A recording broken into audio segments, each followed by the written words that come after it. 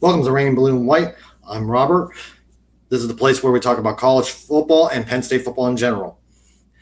So, our main mission here is we cut the bull, be like a leaning defense, and as versatile as pro style offense. Okay, let's go. This is going to be the games of the week, and also I'm going to talk about how things ran last week, what I said last week.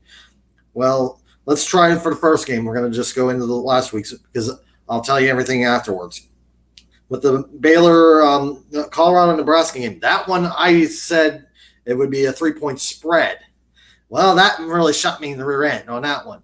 So, of course, I regret that one. So that's one L for me this week. Then we get into the Baylor Utah game when I said, depending on the game, if Baylor comes out like a raging lion, it could have been 14. But, of course, the game didn't go that way, gone the other way, which ended up breaking a win for me on that because I said 7 to 17 points, and it was a little bit around, let's see, if I remember, I'm looking at the score, 20 to 13. So it was right in that range. Then the next game, because the Baylor and Utah game was a win.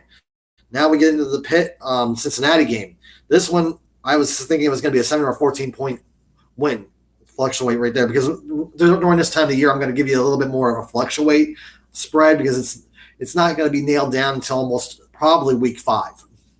But with the Pitt Cincinnati one, that really didn't do good either because I said a 7 to 14-point spread, which it was 27 to 24, which was not in my wheelhouse, which was an L. Then the big game, Alabama and Texas. My puppy was happy on that one. That one hit right in the spread with a 24 to 34, which is 10 points, and I said a 7 to 13-point spread on that one, which made it for last week. I was batting 500, meaning I had 2 wins, 2 losses. This week I have 6 games instead of the 4 like last week. I wanted to look at it. I thought there was not going to be enough games for me to pick, but this time I actually looked at the games. I'm like, okay, there's going to be some good spread predictions. But at least right now I'm batting 500, but still, hopefully I can raise that average after this week. Let's go. Let's go with the first game. Get my mouse. There it is. Okay. First game, Penn State and Illinois. This one's going to be a good one because it is my Nittany Lions going on at it. I'm just looking at what I've written down for a spread because it's number 7 on Penn State and Illinois. I'm saying about a 13 to 17 point spread on that game, which a lot of people are saying, even the Penn State fans and the hopefuls are thinking even bigger spread. I'm like, I think it's going to be a little bit closer than that because they're saying about almost 20 to 30 point spread. While me, I'm like, okay, I say a 3 to 17 point spread because I have actually watched Illinois play their first game against Kansas. That didn't look good. Kansas looked, and if it's anything like that, I don't think it's going to be like that. I think Illinois' defense is going to be a little bit better, but I think Penn State could win this game. I don't see any really competition until Ohio State and Michigan really in the conference schedule. So let's go to the next game. Next game, Minnesota, North Carolina.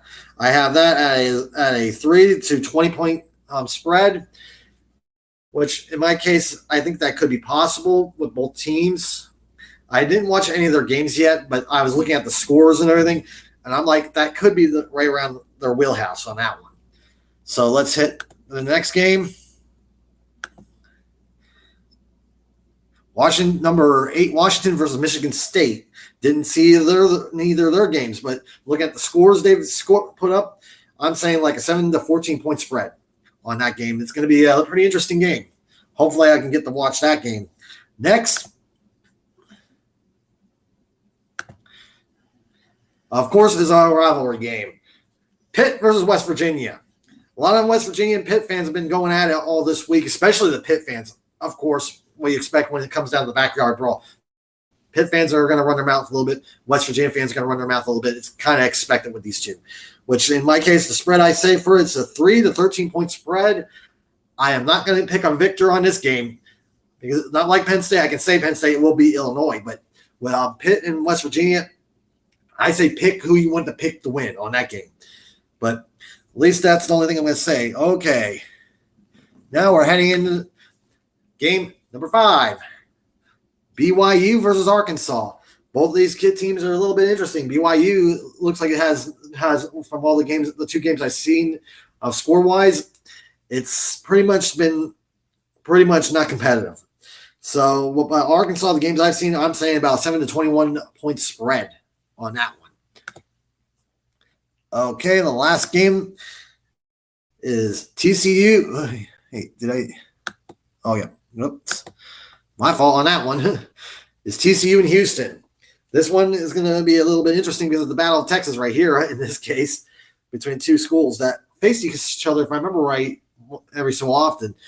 I don't know if they were both Mountain West. If I remember, I have a vague memory. I think they were in the same conference, but I'm giving it a 3 to 7 point spread. How close that Colorado played TCU in the first game, I think this could be an interesting game.